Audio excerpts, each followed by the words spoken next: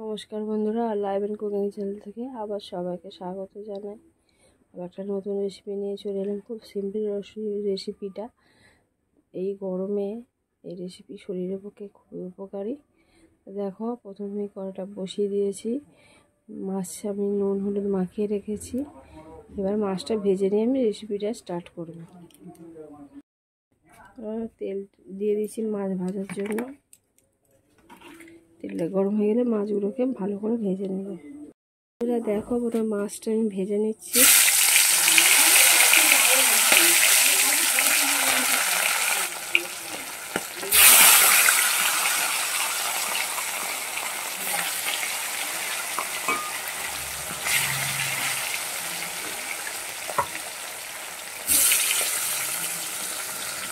এবার মাছগুলোকে আমি উল্টে দিচ্ছি।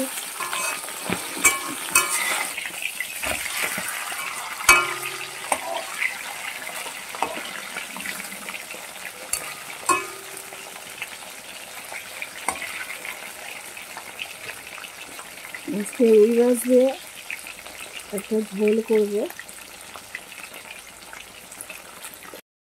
তুলে নিচ্ছি।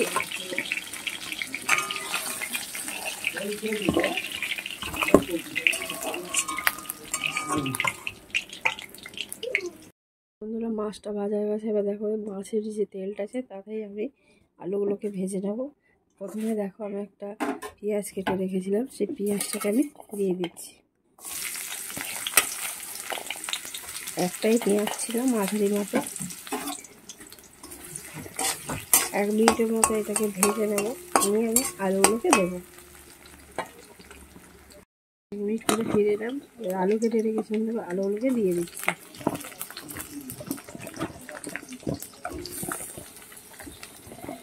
দিয়ে আলুগুলোকে মিনিট 2 ভালো করে ভেজে নেব, লাল রং হওয়া পর্যন্ত।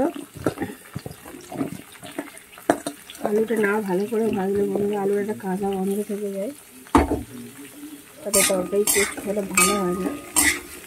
ভালো করে ভেজে নেব বন্ধুরা। দেখো, এখানে আলুটা লাল লাল করে ভাজা হয়ে এসছে প্রায়। এবার দেখো, 4টে কাঁচা লঙ্কা দিয়ে দিলাম। তারপর বেগুন কেটে রেখেছিলাম একটা, লম্বা লম্বা সাইজ করে, সেগুলোকে দিয়ে দিলাম। দিয়ে আরও মিনিট খানেক কষে নেব। তারপর আমি মশলাগুলোকে দেবো। হলুদ দিয়ে দিচ্ছি 1/2 চামচ, লঙ্কা দিয়ে দিচ্ছি 1/2 চামচ লঙ্কার গুঁড়ো, স্বাদ অনুযায়ী লবণ দিয়ে দিচ্ছি।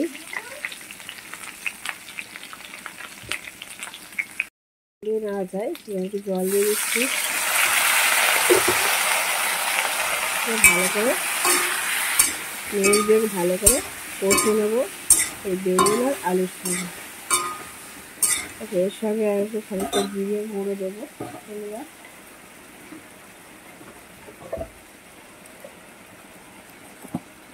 যেহেতু আদা রসুন দেবো না, সেগুলো একটু জিরে গুঁড়ো দিলাম 1/2 চামচ।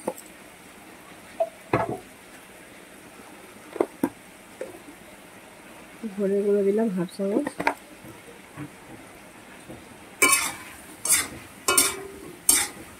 দিয়ে ভালো করে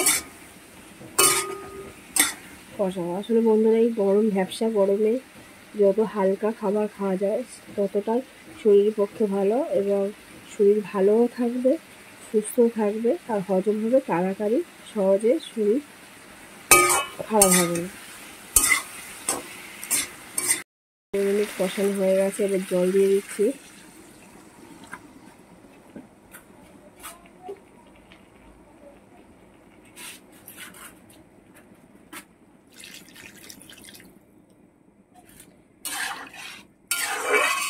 একটু ভ্যাপসা গরম, আমি একটু ঝোল ঝোলই করবো। রুই মাছের ঝোল।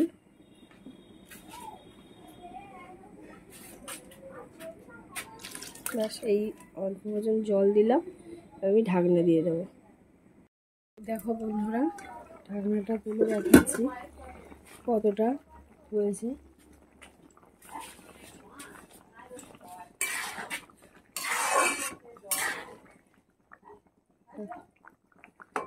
বাকি আছে একটু।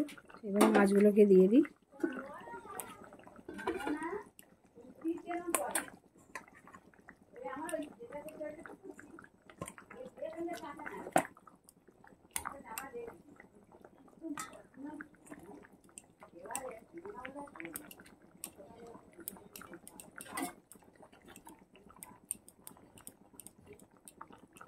সুন্দর আরও মিনিট 2 চাপা দিয়ে রেখে দেবো।